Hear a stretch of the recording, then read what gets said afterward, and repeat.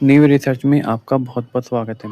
आज 12 जनवरी 2025 है और इस वीडियो में हम बात करने वाले हैं पूरे सप्ताह के मौसम की। पिछले वीडियो में हमने बताया था कि 7 और 8 जनवरी के आसपास कुछ मैदानी राज्यों पर बारिश गतिविधियाँ देखने को मिल सकती हैं।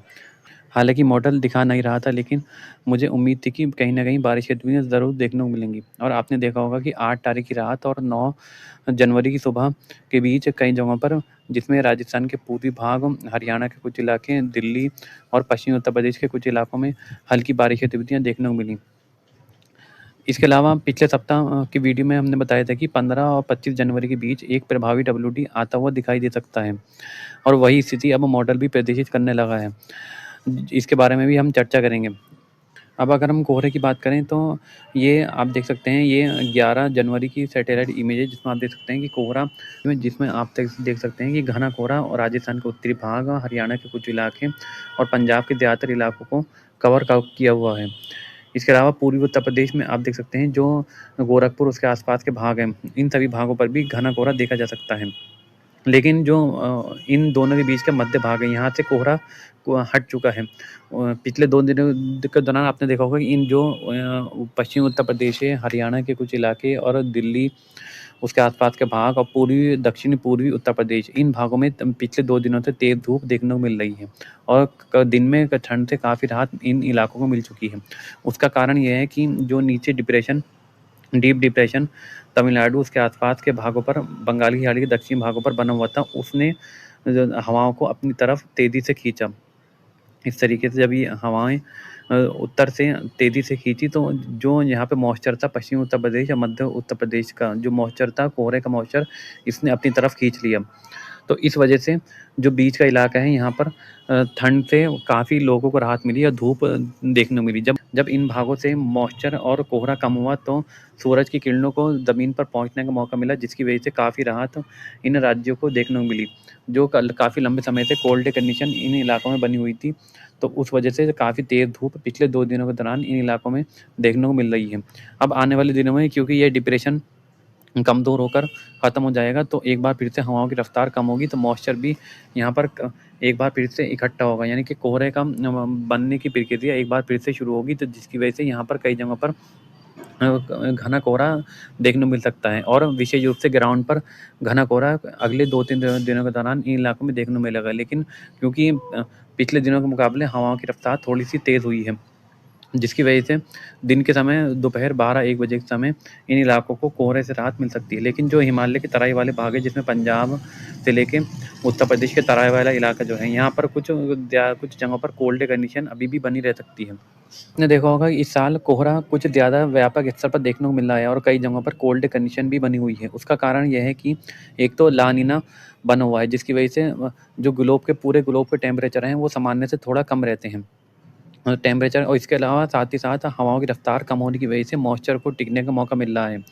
दोनों ही कंडीशन कोहरा बनने की प्रक्रिया के लिए, कम तापमान और हवा में मॉइस्चर, ये दोनों ही कोहरा बनने के लिए आवश्यक है, और जो पूरे गंगा के मैदानी भागों पर इसी ऐसी ही स्थिति बनी हुई है। एक तो हवाओं की रफ़्तार कम है, ऊपर से ला नीना के कारण, टेम्परेचर कम होने के कारण कई जगहों पर घना कोहरा इन इलाकों को देखने को मिल रहा है।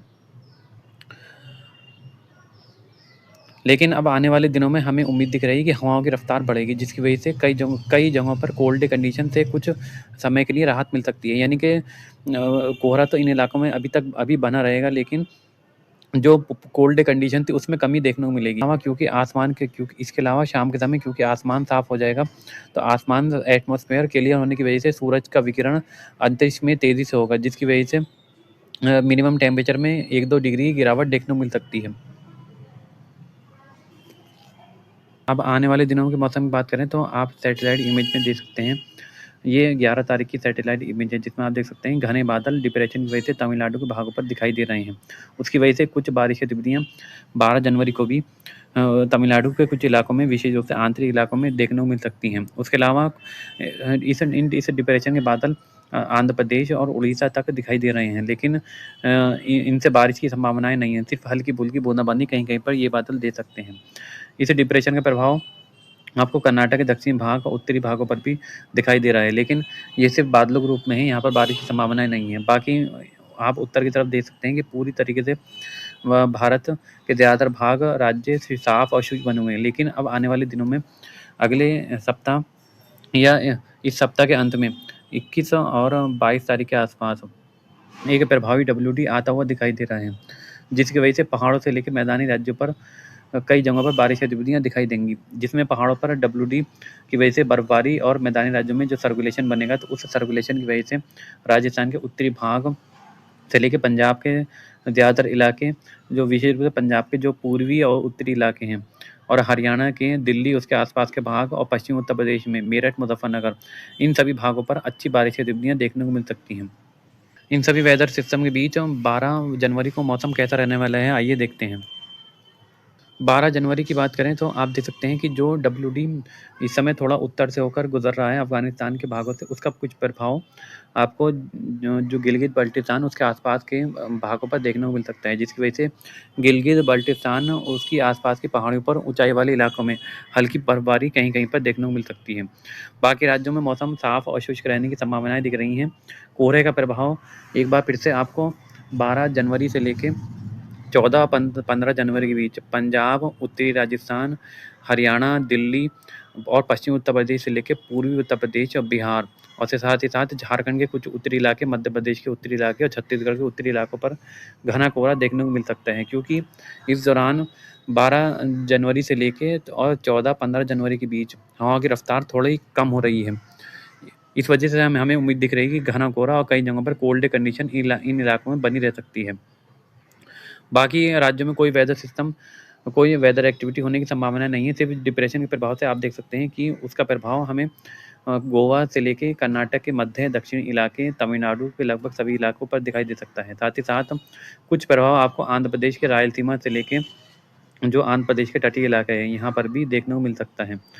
बाकी उड़ीसा पर इस डिप्रेशन का प्रभाव पड़ने की संभावना नहीं है। पूर्वोत्तर पर भी मौसम शुष्क रहने की संभावनाएं दिख रही हैं। सिक्किम में लक्षद्वीप और अंडमान पर हल्की बारिश संभावित है। जो 13 और 14 तारीख के आसपास आप देख सकते हैं कि कुछ हल्का प्रभाव पूर्वोत्तर के ऊंचाई वाले इलाके जहाँ अरुणाचल प्रदेश पर देखने को मिल सकता है। बाकी राज्यों से आप देख सकते हैं कि जम्मू कश्मीर से लेके हिमाचल, उत्तराखंड पूरी तरीके से साफ और शुष्क रहेंगे। साथ ही साथ मैदानी राज्यों पर भी पूरी तरीके से मौसम साफ और शुष्क रहने वाला है। ग्राउंड पर हल्की उत्तर पश्चिमी हवाएं चलती रहेंगी, जबकि थोड़े ग्राउंड से ऊंचाई पर घना कोहरा बना रहेगा, जिसकी वजह से कोल्ड कंडीशन बनी रह सकती है। इसके अलावा दक्षिण में अगर हम चलें तो आप देख सकते हैं कि जो डिप्रेशन का प्रभाव था, जो वेदर सिस्टम नीचे तरफ बना था, उसका प्रभाव लगभग सभी जगहों से समाप्त हो जाएगा। सिर्फ केरल के कुछ तटीय इलाकों और जो कर्नाटक के तटीय इलाके हैं, यहाँ पर कुछ वेदर एक्टिविटी देखने को मिल सकती है। 15 और 16 तारीख के आसपास आप देख सकते हैं 15 और 16 तारीख के आसपास एक नया WD आता हुआ दिखाई दे रहा है। तो उसके प्रभाव से जम्मू कश्मीर के और लद्दाख उसके आसपास ऊंचाई वाले भागों पर हल्की बर्फबारी हो सकती है। बाकी नीचे की तरफ अगर हम देखें तो पूरी तरीके से मौसम साफ और शुष्क रहेगा, चाहे वो तमिलनाडु हो या राजस्थान, गुजरात, मध्य प्रदेश, उत्तर प्रदेश या बिहार, इन सभी भागों में मौसम शुष्क रहेगा। लेकिन जो पूर्वोत्तर के राज्य हैं, यहाँ पर कुछ हल्की वेदर एक्टिविटी, हल्की बूंदाबांदी कहीं कहीं पर देखने को मिल सकती है। इसी तरीके से अंडमान और लक्षद्वीप पर भी हल्की बारिश कहीं कहीं पर देखने को मिलेगी। 16 और 17 तारीख के आसपास आप देख सकते हैं जो WD आता हुआ दिखाई दे रहा है, उसका प्रभाव और भी बढ़ जाएगा, जिसकी वजह से जम्मू कश्मीर, हिमाचल के ऊंचाई वाले इलाके और उत्तराखंड के ऊंचाई वाले इलाके, इन सभी भागों पर हल्की बर्फबारी देखने को मिल सकती है। विशेष रूप से जो घाटी का इलाका है जम्मू कश्मीर का, वहाँ पर एक दो जगह पर तेज़ बारिश और बर्फबारी हो सकती है। जबकि नीचे की तरफ अगर हम चलें तो इस WD का प्रभाव हमें सिर्फ बादलों के रूप में पंजाब के कुछ इलाके, हरियाणा के उत्तरी इलाके और पश्चिमी उत्तर प्रदेश, उत्तराखंड के जो निचले इलाके हैं, इन भागों में देखने को मिल सकता है। यहाँ पर कुछ बादल दिखाई दे सकते हैं। बारिश की संभावनाएं 16-17 तारीख को यहाँ पर नहीं दिख रही हैं। इसके अलावा पूरा भारत आप देख सकते हैं पूरी तरीके से साफ और शुष्क रहेगा। एंटी साइक्लोन मध्य प्रदेश के ऊपर बने रहेगा, जिसकी वजह से नीचे से हवाएं उत्तर की तरफ आएंगी, जो नमी को ऐड करती रहेंगी। जब ये नमी ऐड होगी तो कोहरे का प्रभाव गंगा के और ऊपर से जो ठंडी हवाएं आ रही हैं, तो उसकी वजह से दोनों के मिलन से कंडेंसेशन होगा और कोहरे का निर्माण की प्रक्रिया लगातार यहाँ पर होती रहेगी। 18 और 19 तारीख के आसपास ये आप देख सकते हैं कि एक सर्कुलेशन राजस्थान के दक्षिणी भागों पर बनता हुआ दिखाई दे रहा है। तो उसके प्रभाव से आप देख सकते हैं कि अरब सागर से भी मॉइस्चर इस तरीके से आएगा और बंगाल की खाड़ी से भी ये एंटी साइक्लोन जो झारखंड के ऊपर बनेगा, तो उसके प्रभाव से मौसम बंगाल की खाड़ी से इस तरीके से पहुँचेगा। जब ये दोनों हवाएँ यहाँ पर पहुँचेंगी तो उसकी वजह से बादल बनने की प्रक्रिया यहाँ पर शुरू हो सकती है। 17 और 18 तारीख के आसपास ही कुछ जगहों पर हल्की बारिश गतिविधियाँ राजस्थान के पूर्वी भाग, मध्य प्रदेश के ग्वालियर, उसके आसपास के भाग से लेके उत्तर प्रदेश के जो पश्चिमी इलाके हैं, इन भागों पर कुछ जगहों पर बादल देखने को मिल सकते हैं। विशेष रूप से 18 की शाम या 19 की सुबह हल्की बारिश गतिविधियाँ इन इलाकों को देखने को मिल सकती हैं। बाकी ऊपर की तरफ अगर देखें तो WD का प्रभाव जम्मू कश्मीर, हिमाचल, उत्तराखंड पर बना रहेगा, तो उसके प्रभाव से हल्की बर्फबारी यहाँ पर हो सकती है। 19 और 20 तारीख के आसपास जो सर्कुलेशन नीचे की तरफ बनेगा वो ऊपर की तरफ राजस्थान के उत्तरी भागों पर पहुँच जाएगा। तो उसके प्रभाव से 19 और 20 तारीख के आसपास काफ़ी अच्छी बारिश गतिविधियाँ हमें राजस्थान के जैसलमेर से लेके बीकानेर, उसके आसपास के भाग, चूरू, झुंझुनू, हनुमानगढ़ और दिल्ली NCR, उसके आसपास के भाग, हरियाणा के कुछ इलाके और पंजाब के इलाके, इन भागों पर दिखाई दे सकती हैं। और क्योंकि बंगाल की खाड़ी से भी ये मॉइस्चर पहुँचेगा ऊपर की तरफ, तो इस सर्कुलेशन की वजह से जो ऊपर की तरफ उठेगा मॉइस्चर, तो उस वजह से भी जो मध्य प्रदेश के कुछ इलाके हैं और उत्तर प्रदेश के झांसी, ललितपुर, बांदा, उसके आसपास के इलाके, इन भागों पर भी कुछ वेदर एक्टिविटी देखने को मिल सकती है। हालाँकि अगर हम देखें तो मॉडल ये है कम दिखा रहा है, लेकिन हमें उम्मीद दिख रही है कि 20 और 21 तारीख के आसपास ही 19, 20 और 21 तारीख के आसपास ही काफ़ी उम्मीद से ज़्यादा मध्यम दर्जे की बारिश गतिविधियाँ इन इलाकों को देखने को मिलेंगी। साथ ही साथ जो राजस्थान के कोटा, सवाई माधोपुर, उसके आसपास के इलाके हैं, जयपुर, उसके आसपास के भाग, इन भागों में भी इस वेदर सिस्टम की वजह से बारिश गतिविधियाँ दिखाई दे सकती हैं। 20 और 21 और 22 तारीख के आसपास आप देख सकते हैं जो सर्कुलेशन है वो काफ़ी स्ट्रॉन्ग हो जाएगा।